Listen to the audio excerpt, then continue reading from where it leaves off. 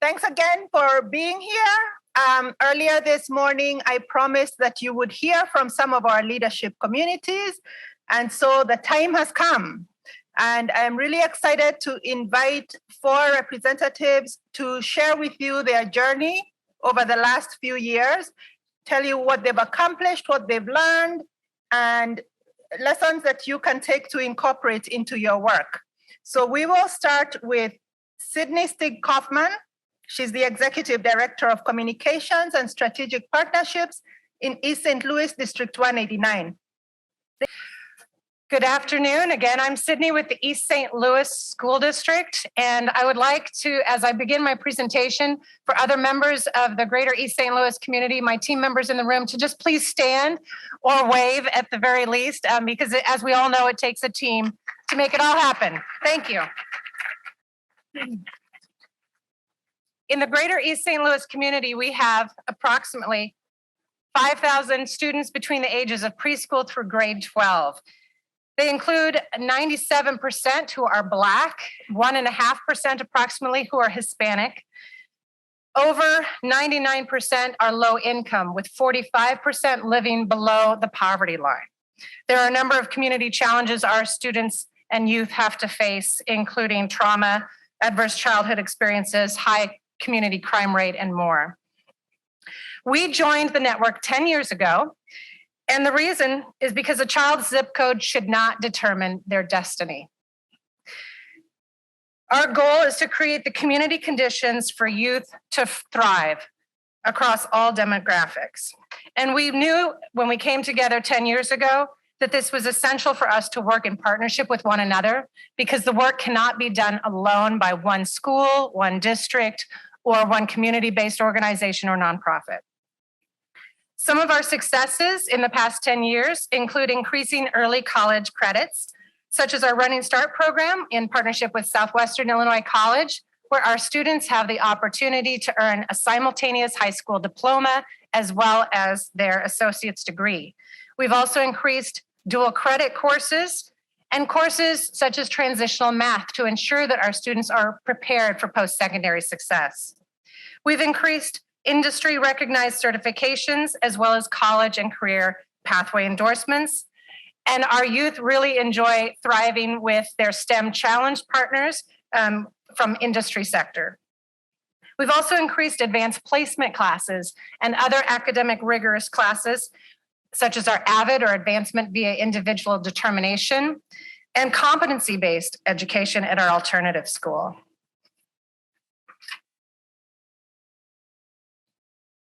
When we consider inviting other stakeholders, new stakeholders to the table, one of the things that we feel is really important in those conversations is making sure they understand that this is not one more thing on their plate.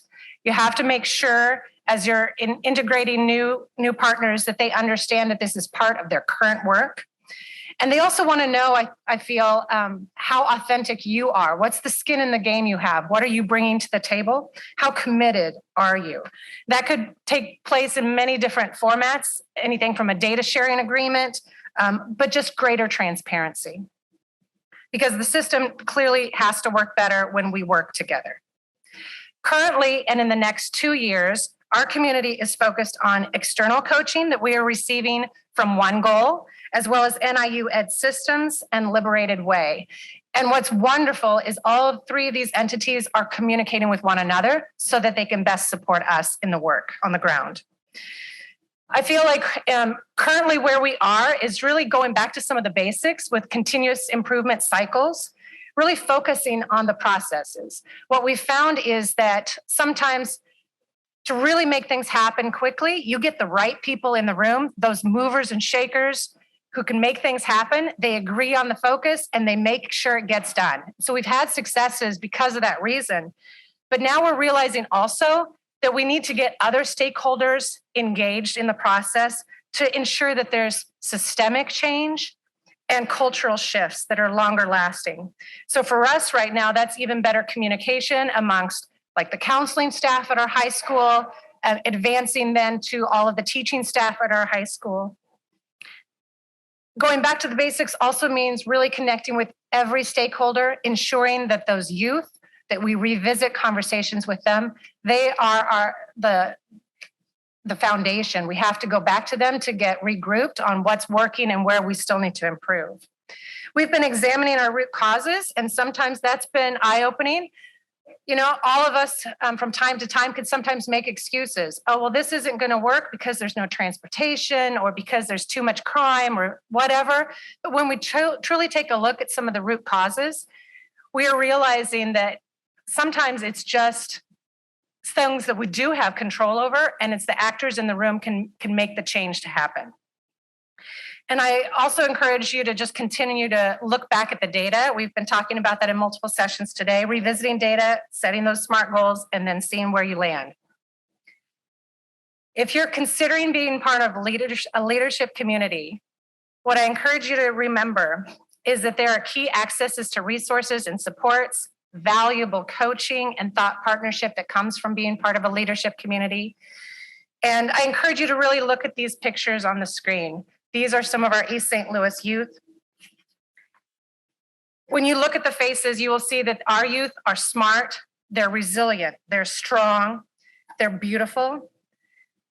And in the words of our superintendent of schools, Arthur Culver, our youth are born to succeed, engineered for success, and endowed with the seeds of greatness. And I trust that each one of you in the audience, you feel the same about your youth and your community. This is our why. This is why we do it every single day. These youth deserve our best, and we have to do that each day. So thank you very much, and continue the good work. Thank you, Sydney. I've been really inspired by the work in East St. Louis and really examining root causes. Even in a community that appears to be homogeneous, you still need to see which students need additional support. So thank you very much for that. Next, we will hear from Darryl Hogue. He's the superintendent of Riverbend District 2, representing the Moore region. Well, thank you for allowing us to share our story. It's a unique one because we are in a more rural region, and this is our neck of the woods in Northwest Illinois. And if things work out, hopefully tomorrow we'll be able to stay in school because the North just seems to be getting hit weekly with snow and ice, and it's just getting old anyway. We joined the network so that we could provide some help and support to our neck of the woods. Our range of populations, we have Sterling Rock Falls with about 25,000 people combined, and some areas as small as 300. So it's been a great partnership between SOC, Valley Community College, Morris Tech, ROE 47, and the Whiteside Area Career Center. We have 18 high schools that have greatly benefited from the power of sharing resources and collaboration. And that's one of the keys to our success. Again, I don't want to read off all the items we've accomplished over the 8 years that we've been together, but we've created and fostered equitable opportunities throughout our region for all community types, dense populations and our sparse populations. Again, what's fun about our area is it's a large area, and through our work with multiple agencies that we're all connected to, we're able to do more. What have we learned? Persistence and patience is absolutely critical if we're going to be successful. Build trust with employers, that word's been used a lot. Promote success for the employers and students, and share the workload. We can all prosper uniformly when we work together. We truly believe that. Key activities for the next few years is to expand our career pathways. We were education cohort 1 for Ed Pathways. We've been able to get grants for cohort 2, 3, and hopefully 4. We've been moving forward with the STAMP pathway. One of the other things we want to do, as well as building new pathways, is expand our work with our area high schools. Not every high school has their career pathway embedded in the ISB system. And so we want to bring those high schools in, work with their counselors and their principals to make sure that they get everything enrolled. It's been helpful from a policy standpoint that in 27, 28, and 29, education pathways are going to be required. I think that's mobilized high schools to get this moving forward. And what sort of advice do we have for those who want to continue to do this or want to consider this? Seek assistance from the network team. Again, they've been doing this for 10 years. They are the subject matter experts, and they are great at that. The other piece I want to kind of highlight are the 3 Ps at the end. You have to be patient, you have to be persistent, and you have to pursue partnerships. I call those the 3 Ps of collective impact. I just want to leave with this little short story. Never turn down a meeting with an employer. My high school principal and I were invited to a biodiesel company, smaller company, maybe 20, 30 employees. They had a chemical lab that they used to measure the effectiveness of their biodiesel. They were looking for someone to maybe help them out. I said, well, we have a dual credit chemistry class. We have fortunate enough to have an instructor who teaches 10 hours of dual chemistry with a lab. So that's 5 hours each semester. And my high school principal says, you know what, I think I've got a couple of students who would be interested in coming and doing this. The one student did. She got a job with them over the summer. She ran their lab, with a little training from one of their current employees. She was able to run their lab. She now is a senior, and she continues to work with that particular biodiesel company in their lab. And she is going on to Drake University in Iowa to be a biochem pharmacy researcher. That's what her hopes are. So you just never know when those opportunities come up. So keep up the hard work. Thank you.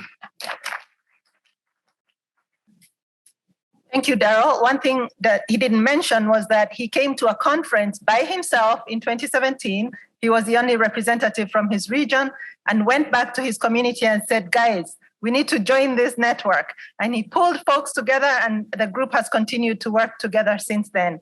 So thanks for that, Darryl. Next, we will hear from Nancy Awdziejczyk. I've worked with Nancy long enough that I've figured out how to pronounce her name without screwing it up too badly. She's the Executive Director of the Northwest Educational Council for Student Success.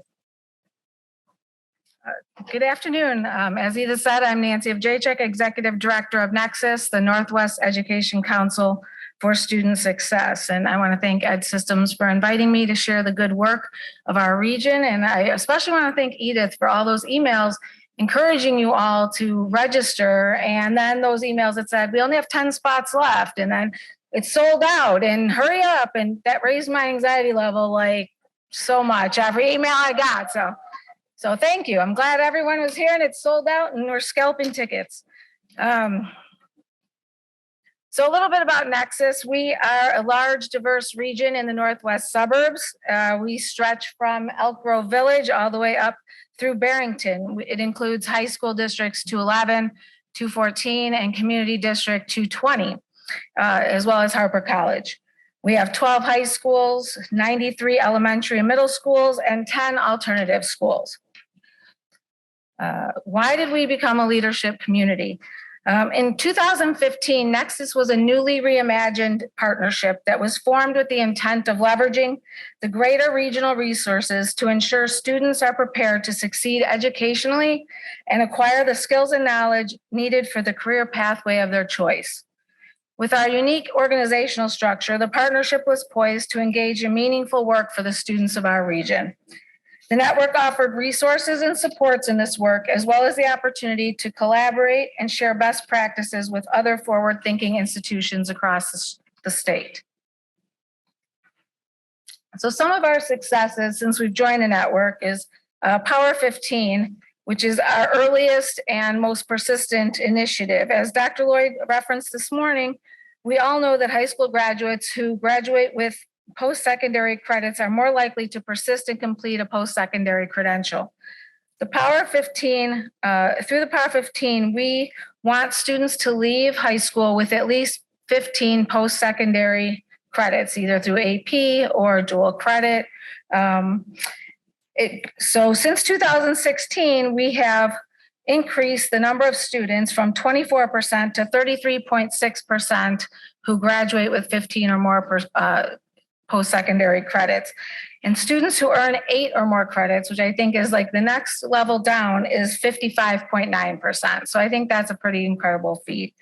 Harper Promise is a scholarship that we worked with all of our regional partners to offer the benefits, to offer a 2 years worth of college credit at the community college if students they earn this tuition if they meet certain grade, attendance, community service hours, and they graduate college ready. We've also worked with the Great Lakes Partnership. That gave us the opportunity to work with Connect Ed, the Joyce Foundation, JFF, and Ed Systems through the network. We were able to work to provide high quality pathway experiences to all students. And then our student success data dashboard. This was a great use of our time, and this was definitely a labor of love. But this dashboard reflects our college and career readiness across the region, our dual credit attainment, post-secondary military attendance, and completion. And it's this tool that we use when we're evaluating our current work and using the data to make sure that we're moving forward and on track. And then our college and career pathway endorsements. All of the work that I spoke about really led us to earning those college and career pathway endorsements, something we're still working on. So lessons learned. There's a lot of words. I'm not going to read them all. I just want to highlight 3. One is systemizing the work so that it lives in an organizational structure and not with individuals. That was something that was like super obvious for us. We all have leadership changes. Our region is no different. We're experiencing quite a bit right now. And if you don't create the systems, it'll be lost when the individuals leave. Second, I think, is have the right people at the table. For our group, it is always the decision makers from the organizations that are at the table. So, for instance, at our Power 15 meetings, our dual credit meetings, it is always the people that are in charge of dual credit that are sitting at that table so that the work can move forward and there's no having to go back and get permission. And then identify what you can and can't do together. This was a big lesson for us because we're trying to do everything together, and we just at some point had to acknowledge we can't do everything together. So identifying what you can and can't do together. I like analogies. And so being a leadership community is kind of like being in an escape room. I love escape rooms, so this is a positive thing, but let me explain. At first, all the communities are kind of doing their own thing, working individually, solving their own problems or their own puzzles, right? Then they come together to share because you realize you can't solve it all yourself. And you also find out that everybody kind of has similar issues that they're dealing with. And so sharing those shared successes and what works and what doesn't really helps move the work forward. And then when you really get stuck, you know how there's that phone in the escape room where you can call and you get docked minutes, but you get clues, right? That's where Ed Systems comes in. So you can call them and they're your lifeline and they will help you figure out whatever it is because they have the answers, whatever you need so that you can escape the escape room. So that's how I would classify that. Slide 6. So where are we headed? So the work of NECSS falls under 3 umbrellas: the equity for all, student transitions, and regional alignment. Equity for all is a big focus for us right now. We currently are working on some regional redesign for equity cohorts. This is a series of 3 classes that teachers are offered. There are 3 graduate classes, all framed around equity in the classroom.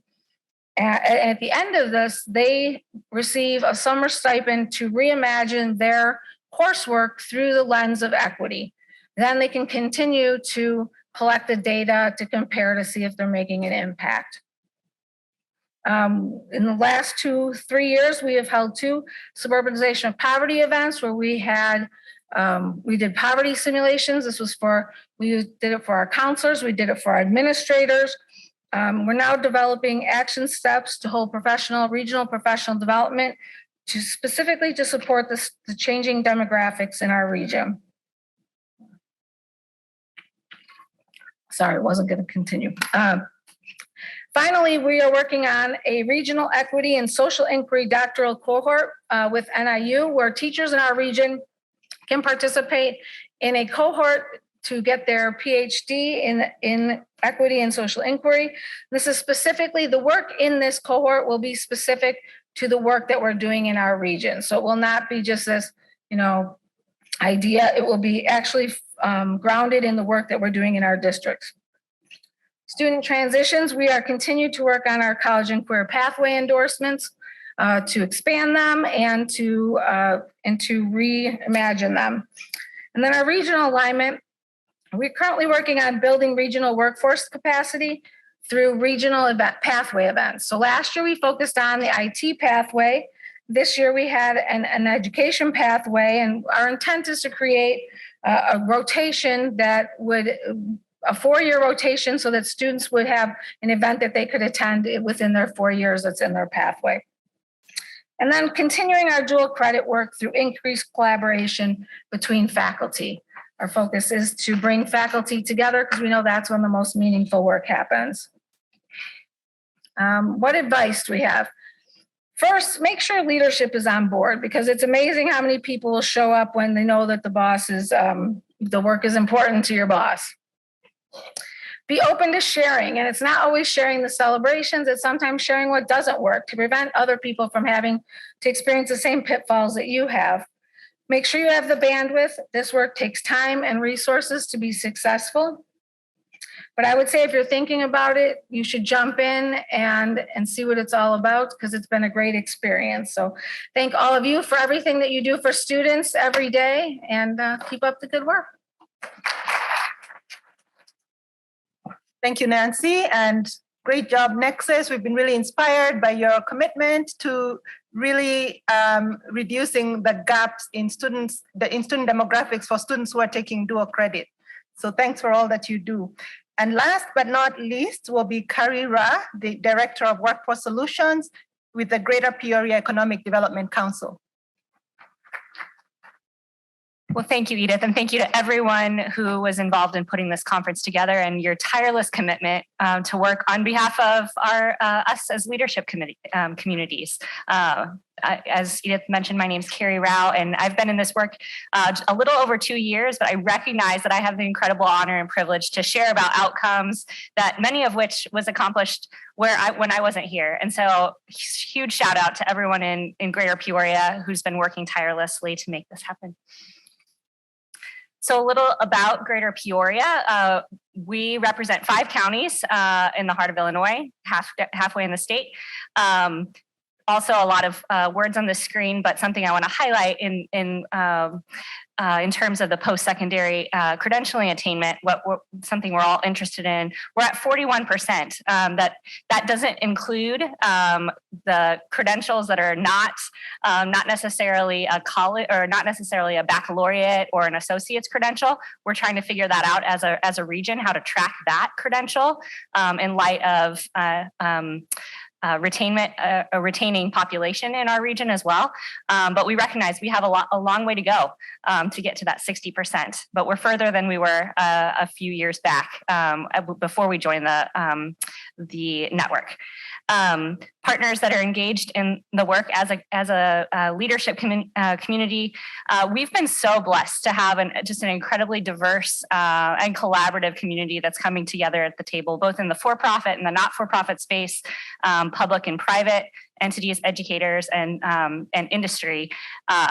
It's been something that I've been impressed by in the time that I've been at the GPEDC. So my predecessor, Brent Baker, recognized the importance of joining the network just because we needed additional support as we were recognizing the gaps, the equity gaps that really exist in our community. We needed to learn best practices from other communities. You know, we're no person is an island, and we recognize that many others had have more knowledge than we do. Also recognizing help with data. And thrilled about the dashboards that have been rolled out and that will be rolled out. As I work in the Economic Development Council, we're a federal economic development administration district. So we are tasked with accomplishing every 5 years a comprehensive economic development strategy. And why do we try to build an economy? Well, we build an economy. A healthy economy only comes when we have healthy people. And how do we build healthy people? It's through education. It's through workforce development. So in our 5-county region, workforce development, developing an equitable, robust, resilient talent pipeline in Greater Peoria is a key. So since we have joined the network, at the very bottom, I just wanted to highlight that one of the biggest impacts of joining this network has been it's motivated us to form our own collective impact model on the ground. The Regional Workforce Alliance was our way of systematizing this work, led by the Chamber, Peoria Area Chamber of Commerce and Illinois Central College, leaders from those institutions. We've developed a framework that builds strategies around building our emerging workforce, so our P20 students, upskilling working adults who maybe have fallen through the cracks or are wanting to take the next step in their career, and then addressing from an equity lens the multiple barriers that some people in our community are facing. So that really lays the groundwork for all of the other accomplishments that we've been able to achieve together. It built upon or came out of that foundation. So we were able to launch a credentialing system that we have over 60 organizations in our community are using to train students in essential skills that employers are recognizing that those credentials. You can, again, read the outcomes from funds that have been raised, the students' lives that have been changed through placements, and through Career Spark, which is a program that's near and dear to my heart, a career exploration and placement program for students, 8th grade and high school. So again, a lot of words on the screen and many more activities that we want to get done in the next 2 years that aren't on the screen, but really trying to keep our work focused on that post-secondary attainment, credentialing attainment rate. How can we continue to advance that? And what we've been doing regionally is really bringing employers to the table using the talent pipeline management model from the U.S. Chamber of Commerce, recognizing what are the not only sought after credentials, but the required credentials. That was something I heard someone share in one of our sessions this morning. Continuing to place students and continuing to, through Career Spark, through apprenticeship opportunities, and connecting businesses with pathways work and registered apprenticeship intermediaries that can help them set those up. So lessons learned, continue thinking about your end user. If we're preparing students for the workforce, who's our end user? It's both the student, but it's also the employer that's going to receive those students. So place employers in the center of your conversations. From an equity lens, continually ask who is and who's not at the table. If they're not at the table, why not? How do we get them to engage? How do we help those individuals to drive the conversations at the table? Continue to lean on partnerships and communicate. What we've seen in Greater Peoria is even in light of all of the collaboration that we have, we still have people who have been in this work for the last 10 years that don't know about Skills USA, which is the Illinois branch is based in Pekin, and a lot of people don't know that. Like, just we're finding that the communication piece, and not only of what have we accomplished, but where are we going together, often gets lost. We're busy. So having someone who can tell that story compellingly, not only to ourselves internally, but also externally. And that's another benefit of joining the network, because every year or two, we hear from Edith of, okay, what are your next goals? What have you accomplished? And it's like, oh, okay, we have to actually name that. We have to communicate that out. So again, we've learned so much from so many of you, and we're happy to share what we've learned as well going forward. So thank you all, and keep up the good work. Thank you, Kari. That was really helpful. And I just want to call out the work that the Greater Peoria region is doing with GPEAK, which stands for Greater Peoria Essential Abilities and Knowledge. And it translates the state's competencies into a practical system to prepare individuals for meaningful and fulfilling careers. It's now becoming like Kleenex, even though it's called GPIC. Other communities are beginning to adopt it, even though they're not based in Peoria. But please join me in thanking the leadership communities for sharing their stories.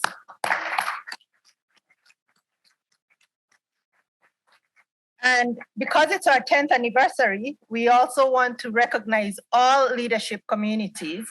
And so we have an award that we are offering to all of them, and I will call them up in alphabetical order. Just as a reminder, please remain on the stage after you receive your award. So we will start with Aurora Regional Pathways. Nikisha Stepney will be receiving the award.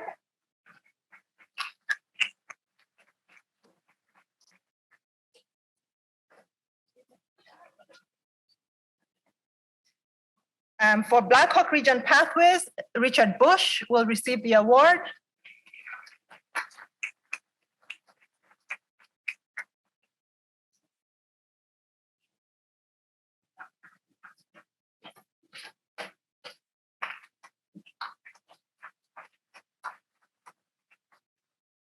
For Boone County, Nick Butenhoff.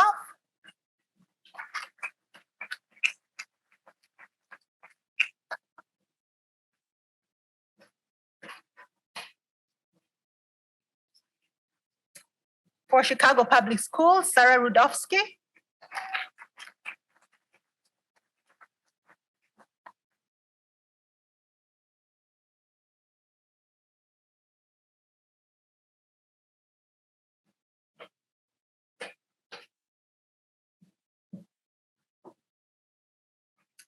And for East St. Louis, Sydney Stigge-Kaufman.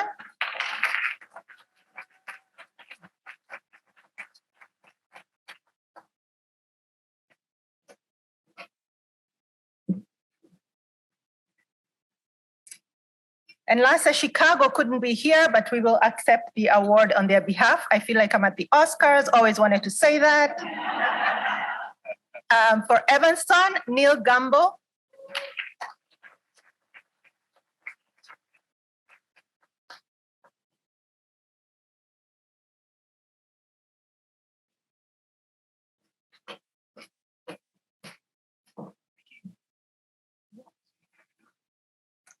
For Greater Peoria Pathways, Kari Rauh.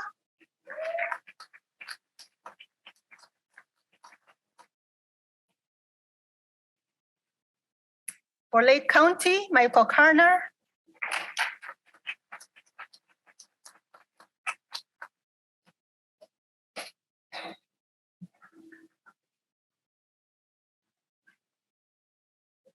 For Moore, Darryl Hogue.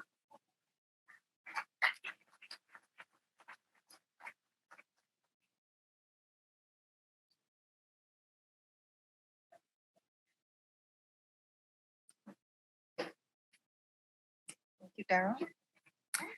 And McLean County couldn't be here, but we will accept the award on their behalf. For NCI Starved Rock, Jennifer Sherry.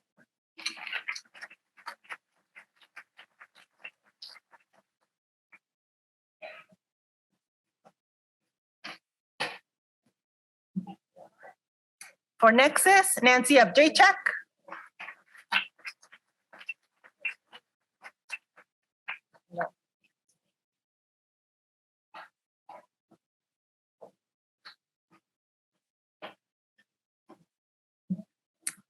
For OAI Rich Township, Sandra DiFiago.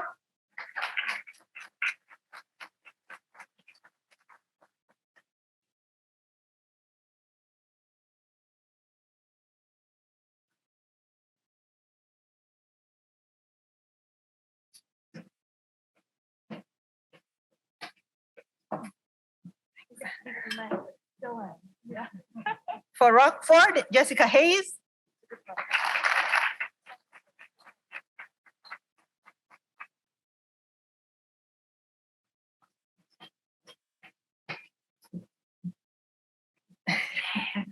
And Sangamon Continuum County of Learning couldn't be here. We'll accept the award on their behalf. And then for Vandalia 1, Rachel Shaw.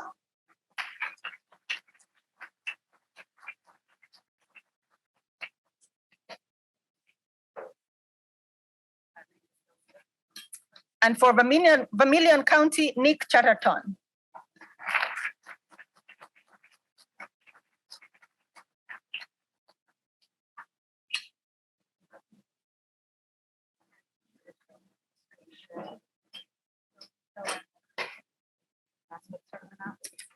So thank you again for all the work that you do. You are leading the way in terms of policy implementation.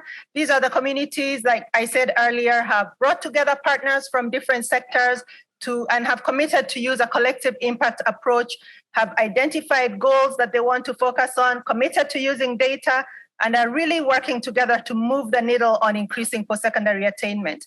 We have shared contact information, so if you have questions for any of them, I am volunteering them to answer those questions, as I often do. So thank you and congratulations.